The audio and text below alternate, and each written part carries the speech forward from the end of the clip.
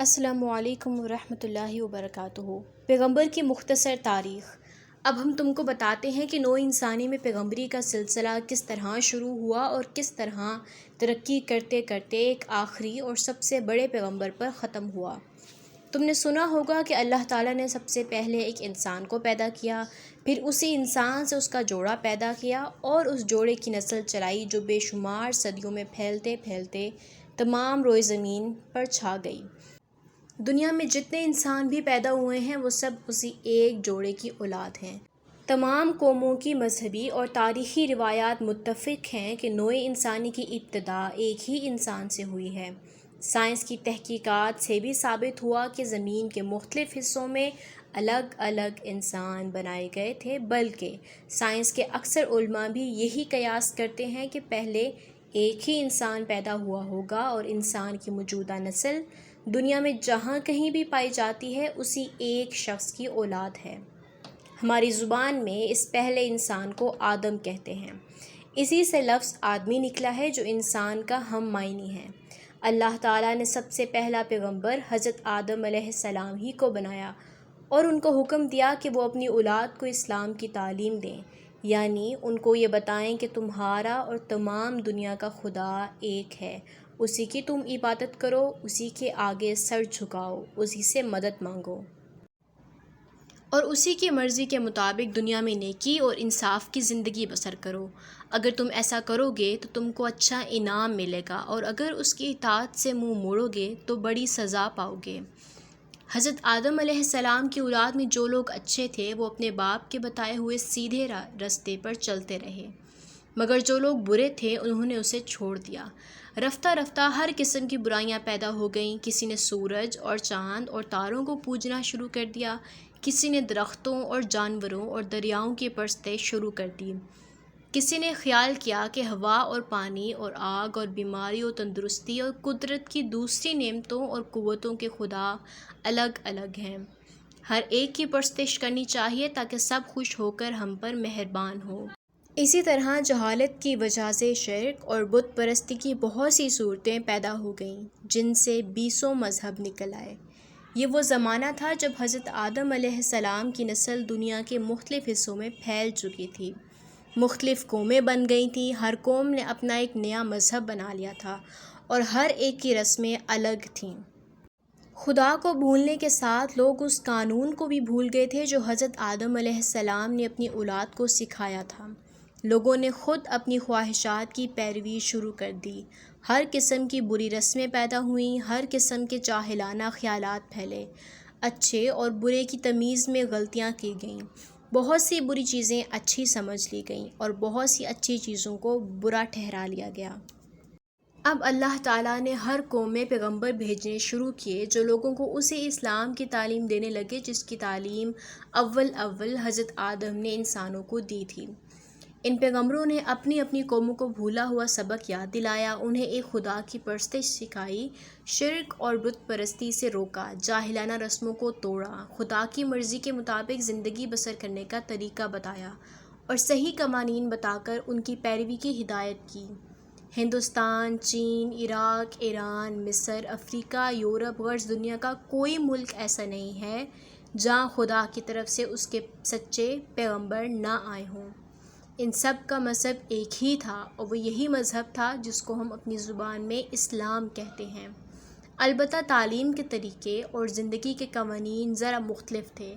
ہر قوم میں جس قسم کی جہالت پھیلی ہوئی تھی اسی کو دور کرنے پر زور دیا گیا۔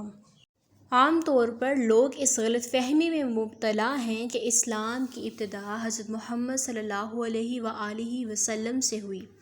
یہاں تک کہ حضرت کو بانی اسلام تک کہہ دیا جاتا ہے۔ دراصل یہ ایک بہت بڑی غلط فہمی ہے جسے طالب علم کے ذہن سے قطعی طور پر نکل جانا چاہیے۔ ہر طالب علم کو یہ بات اچھی طرح جان لینی چاہیے کہ اسلام ہمیشہ سے نوع انسانی کا ایک ہی حقیقی مذہب ہے اور دنیا میں جب اور جہاں بھی کوئی پیغمبر خدا کی طرف سے آیا ہے وہ یہی مذہب لے کر آیا ہے۔ جس قوم میں جس قسم کے غلط خیالات رائج تھے انہی کی اصلاح پر زیادہ توجہ صرف کی گئی۔ تہذیب و تمدن اور علم و عقل کے لحاظ سے جب قومیں ابتدائی درجہ میں تھیں تو ان کو سادہ تعلیم اور سادہ شریعت دی گئی، جیسی جیسی ترقی ہوتی گئی تعلیم و شریعت کو بھی وسیع کیا جاتا رہا، مگر یہ اختلافات صرف ظاہری شکل کے تھے، روح سب کی ایک تھی، یعنی اعتقاد، توحید، اعمال میں نیکی و سلامت روی اور آخرت کی جزا و سزا پر یقین۔ پیغمبروں کے ساتھ بھی انسان نے عجیب معاملہ کیا۔ پہلے تو ان کو تکلیفیں دی گئیں، ان کی ہدایت کو ماننے سے انکار کیا گیا، کسی کو وطن سے نکالا گیا، کسی کو قتل کیا گیا، کسی کو عمر بھر کی تعلیم و تلقین سے 5-10 پیرو میسر آ سکے، مگر خدا کے یہ برگزیدہ بندے برابر اپنا کام کیے چلے گئے، یہاں تک کہ ان کی تعلیمات نے اثر کیا اور بڑی بڑی قومیں ان کی پیرو بن گئیں۔ اس کے بعد گمراہی نے دوسری صورت اختیار کی۔ پیغمبروں کی وفات کے بعد ان کی امتوں نے ان کی تعلیمات کو بدل ڈالا، ان کی لائی ہوئی کتابوں میں اپنی طرف سے ہر قسم کے خیالات ملا دیے، عبادتوں کے نئے نئے طریقے اختیار کیے، بعضوں نے خود پیغمبروں کی پرستش شروع کر دی، کسی نے اپنے پیغمبر کو خدا کا بیٹا کہا، کسی نے اپنے پیغمبر کو خدائی میں شریک ٹھہرایا، غرض انسان نے عجیب ستم ظریفی کی کہ جن لوگوں نے بتوں کو توڑا تھا انسان نے خود انہی کو بت بنا لیا، پھر جو شریعتیں یا پیغمبر اپنی امتوں کو دے گئے تھے ان کو بھی طرح طرح سے بگاڑا گیا، ان میں ہر قسم کی جاہلانہ رسمیں ملا دی گئیں، افسانوں اور جھوٹی روایتوں کی آمیزش کر دی گئی، انسانوں کے بنائے ہوئے قوانین کو ان کے ساتھ خلط ملط کر دیا گیا، یہاں تک کہ چند صدیوں کے بعد یہ معلوم کرنے کا کوئی ذریعہ ہی باقی نہ رہا کہ پیغمبر کی اصلی تعلیم اور اصلی شریعت کیا تھی اور بعد والوں نے اس میں کیا کیا ملا دیا۔ یہاں یہ بات طالب علم کے ذہن نشین ہو جانی چاہیے کہ پیغمبروں کی امتوں نے اسی طرح اپنے اصل مذہب یعنی اسلام کو بگاڑ کر وہ مذہب بنائے ہیں جو اس وقت مختلف ناموں سے دنیا میں پائے جاتے ہیں۔ مثلاً عیسیٰ علیہ السلام نے جس مذہب کی تعلیم دی تھی وہ تو اسلام ہی تھا، مگر ان کے بعد کے پیرووں نے خود حضرت عیسیٰ علیہ السلام کو معبود بنا ڈالا اور ان کی دی ہوئی تعلیم کے ساتھ کچھ دوسری باتیں ملا جلا کر وہ مذہب ایجاد کر لیا جس کا نام آج عیسائیت ہے۔ خود پیغمبروں کی زندگی کے حالات بھی روایتوں میں ایسے گم ہو گئے کہ ان کے متعلق کوئی چیز بھی قابل اعتبار نہ رہی، تاہم پیغمبروں کی کوششیں سب کی سب رائے گاہ نہیں گئیں،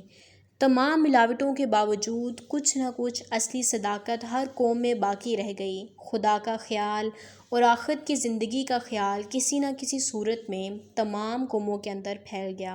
نیکی اور صداقت اور اخلاق کے چند اصول عام طور پر دنیا میں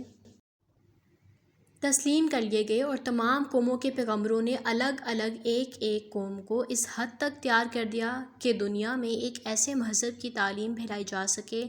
جو بلا امتیاز ساری نوع انسانی کا مذہب ہو۔ جیسا کہ ہم نے تم کو اوپر بتایا ہے کہ ابتدا ہر قوم میں الگ الگ پیغمبر آتے تھے اور ان کی تعلیم ان کی قوم ہی کے اندر محدود رہتی تھی، اس کی وجہ یہ تھی کہ اس وقت سب قومیں ایک دوسرے سے الگ تھیں، ان کے درمیان زیادہ میل جول نہ تھا، ہر قوم اپنے وطن کی حدود میں گویا مقید تھی۔ ایسے حالات میں کوئی عام اور مشترک تعلیم تمام قوموں میں پھیلنی بہت مشکل تھی، اس کے علاوہ مختلف قوموں کی حالات ایک دوسرے سے بالکل مختلف تھے، جہالت زیادہ بڑھی ہوئی تھی اور اس جہالت کی بدولت اعتقاد اور اخلاق کی جو خرابیاں پیدا ہوئی تھیں وہ ہر جگہ مختلف صورت کی تھیں، اس لیے ضروری تھا کہ خدا کے پیغمبر ہر قوم کو الگ الگ تعلیم و ہدایت دیں، آہستہ آہستہ خیالات کو مٹا کر صحیح خیالات پھیلائیں، رفتہ رفتہ جاہلانہ طریقوں کو چھوڑ کر اعلیٰ درجہ کے قوانین کی پیروی سکھائیں اور اس طرح ان کی تربیت کریں جیسے بچوں کی جاتی ہے۔ خدا ہی جانتا ہے کہ اس طریقہ سے قوموں کی تعلیم میں کتنے ہزار برس صرف ہوئے ہوں گے۔ بہرحال ترقی کرتے کرتے آخر کار وہ وقت آیا جب نوع انسانی بچپن کی حالت سے گزر کر سن بلوغ کو پہنچنے لگی، تجارت و صنعت و حرفت کی ترقی کے ساتھ ساتھ قوموں کے تعلقات ایک دوسرے سے قائم ہو گئے، چین و جاپان سے لے کر یورپ، افریقہ کے دور دور ملکوں تک جہاز رانی اور خشکی کے سفروں کا سلسلہ قائم ہو گیا، اکثر قوموں میں تحریر کا رواج ہوا، علوم و فنون پھیلے اور قوموں کے درمیان خیالات اور علمی مضامین کا تبادلہ ہونے لگا، بڑے بڑے فاتح پیدا ہوئے اور انہوں نے بڑی بڑی سلطنتیں قائم کر کے کئی کئی ملکوں اور کئی کئی قوموں کو ایک ہی سیاسی نظام میں ملا دیا۔ اس طرح وہ دوری اور جدائی جو پہلے انسانی قوموں میں پائی جاتی تھی رفتہ رفتہ کم ہوتی چلی گئی، اور یہ ممکن ہو گیا کہ اسلام کی ایک ہی تعلیم اور ایک ہی شریعت تمام دنیا کے لیے بھیجی جائے۔ اب سے 2500 برس پہلے انسان کی حالت اس حد تک ترقی کر چکی تھی کہ گویا وہ خود ہی ایک مشترک مذہب مانگ رہا تھا۔ بدھ مت اگر کوئی پورا مذہب نہ تھا اور اس میں محض چند اخلاقی اصول ہی تھے، مگر ہندوستان سے نکل کر وہ ایک طرف جاپان اور منگولیا تک اور دوسری طرف افغانستان سے بخارا تک پھیل گیا، اور اس کی تبلیغ کرنے والے دور دور ملکوں تک جا پہنچے۔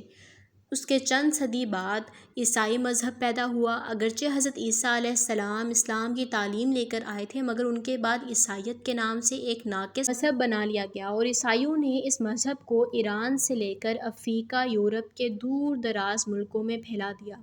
یہ واقعات بتا رہے ہیں کہ اس وقت دنیا خود ایک عام انسانی مذہب مانگ رہی تھی، اور اس کے لیے یہاں تک تیار ہو گئی تھی کہ اسے کوئی پورا اور صحیح مذہب نہ ملا تو اس نے کچے اور ناتمام مذہبوں ہی کو انسانی قوموں میں پھیلانا شروع کر دیا۔